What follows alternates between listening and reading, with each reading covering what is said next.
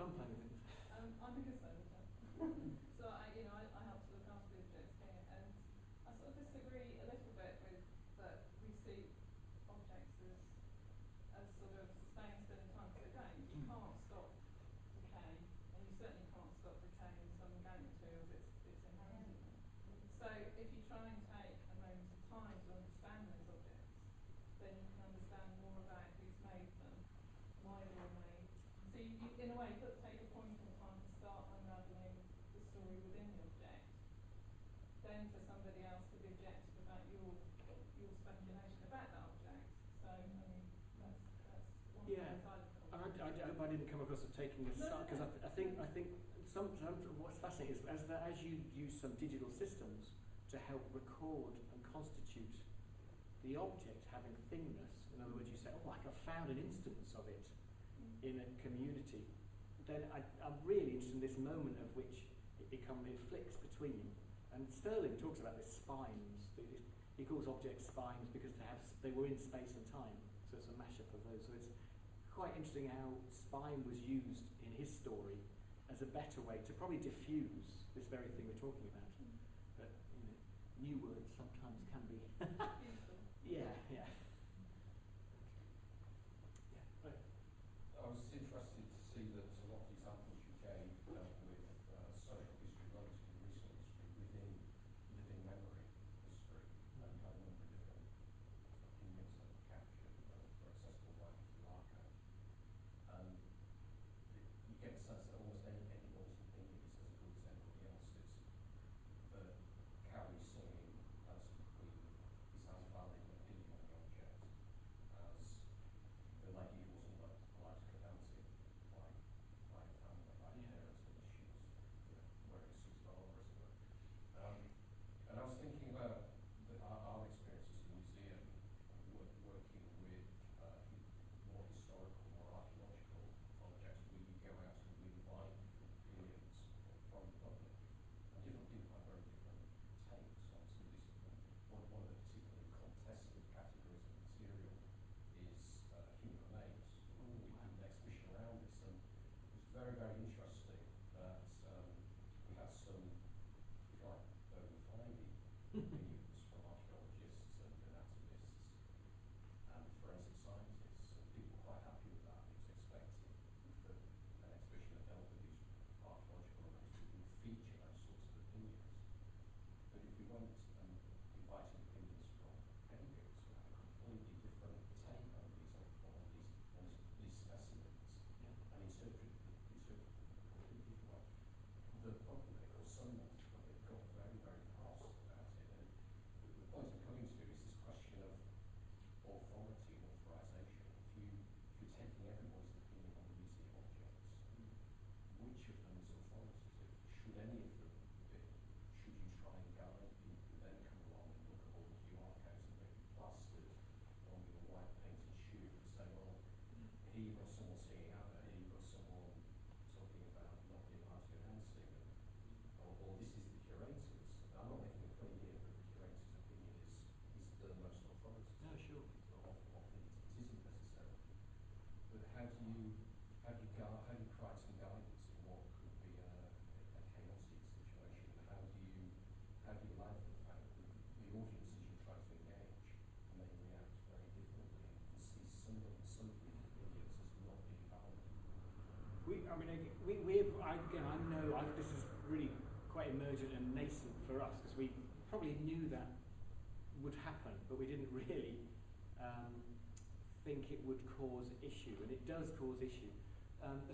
Not just a solution. We're working with the Artist Rooms, which is a program that deals with a take gallery and have these Palotz's workshop is an artist room, or Sol Lewitt is and they move. So by means of one solution is that maybe it's about tuning. So we have a community in Wester Hales who erecting a totem pole. It just happens to be a community totem pole, but on it they're putting QR codes. And the community had a newspaper in the past, and the newspaper had a remit, and it really did just have newspaper boys and girls who could only run so far, and it had a geographical spread to it. And they lost the newspaper because of funding cuts. So what they want to do this time round is they have a QR code, and on Friday night, you can post anything to the newspaper. But Friday night is your deadline. And you can put classified ads on there, you can put jobs on there, events. And then over the weekend, it takes all of those entries that people have posted, and then it turns it into a newspaper. People have just gone through and said, that's offensive, publish that, that's good to go. So there's an editorial control. And then on Monday, you go back to the poll and you can take those outcomes. So I can find local jobs on that poll. So that example demonstrates, what's interesting is we could have put all those jobs onto a blog post, and all the people from Morningside in Edinburgh could have come over and said, who've all got iPhones, the Westerhouse haven't got iPhones all the time, they haven't got a constant connection, but they would have driven in, hey, there's a carry cot for free in Westerhouse, let's go get it. So in some ways, by territorializing that cloud, that makes sense. You have to be in Westerhouse to scan it, to receive it, to post it, that it's not actually on the internet, it's in a local cloud. And I suspect that when we spoke to the Tate, and they got excited about, wow, we can have all this people, and then they stopped and said, we don't want this noise. That in the same way, it might be about finding times and places when they post it. So if we knew more that when Carrie had posted, actually allow someone to tune into that content. So I think gathering stuff isn't an issue. I think we should be crowdsourcing as much as we can, so that people do feel they've got a voice. Having said that, what you've identified is the missing technology to allow us to tune into the voices that we want to hear, and then we want to either construct and reinforce the curatorial narrative and lose some of those. So I think, for me, it's learning the middle intermediate, and we've got a lot of crowdsourcing opportunities, but we're only just beginning to learn how to tune them. And yet we all grew up with tuning radios. I was from 8 to 16, forever trying to get, Radio Luxembourg, and it was a bloody nightmare. So I was pretty adept at tuning, but some of the web is being tuned by the powers that be, the Facebook web and the Google web. And actually, I think it's trying to develop interfaces that tune. I think that's my best answer, because it's a fallout of what we were doing, which was open. So we're trying to recover that. But in the instance of the totem poles, it's a local cloud actually helps us deal with some of that noise. So there are ways of tuning, but they might not be what we think they are. Okay, last question, and then we'll. It's just on the same subject, really. Just allowing people to do that not ultimately broadening the audiences for museums, so people come in and can tune in on a certain element of that particular object that they want to, rather than us having control over what they take away from it. I think it does. I think that's the point. I think it does. I mean, what we're interested in is, to what extent does the architecture also inhibit that?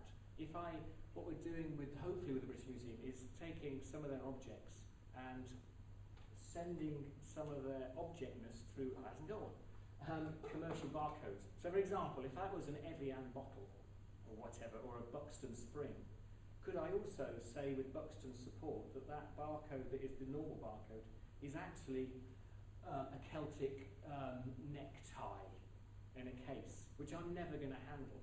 But it happens to weigh exactly the same amount.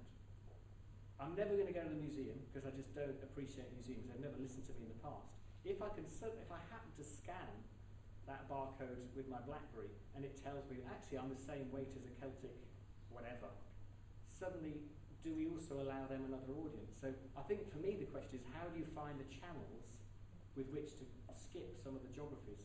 Because that Celtic thing could be a fake, or it could be the real thing. And you may as well say that, well, I can handle this. It weighs them out. I just have to close my eyes and hope that it's something else. So I think being creative with the strategies, and in the end I still think you'll need the tuning technologies to find out, to sustain and link up some people. Because it might be that some of your voices want to talk to each other because they share memories, share ABBA tracks. But all you have to do is allow them to tune into those rather than getting 400,000 messages which say lots of different things. So I think it's interesting. Certainly the Museum of Scotland are interested.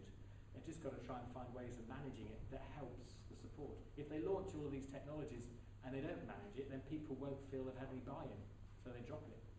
So it is a tricky thing as well. I think on that note we should leave it there. There's tea, coffee outside waiting for us, and Chris has a train later on. that doesn't have too much time, so we can spend some time outside talking to him. Just to remind everyone, the next showcase will be on Wednesday, 23rd of May 2012, and it's titled What is Happening Behind the Hoardings. And Sam Sport, the senior conservator here at the Manchester Museum, will give an update of the redisplay of the museum's ancient Egypt and archaeology galleries, and the challenges and opportunities that the Heritage Lottery funded redevelopment has presented to the collection care team. And it's on the 23rd of May, same time, 3 o'clock. On that note, please join me thanking again Chris for a very general lecture.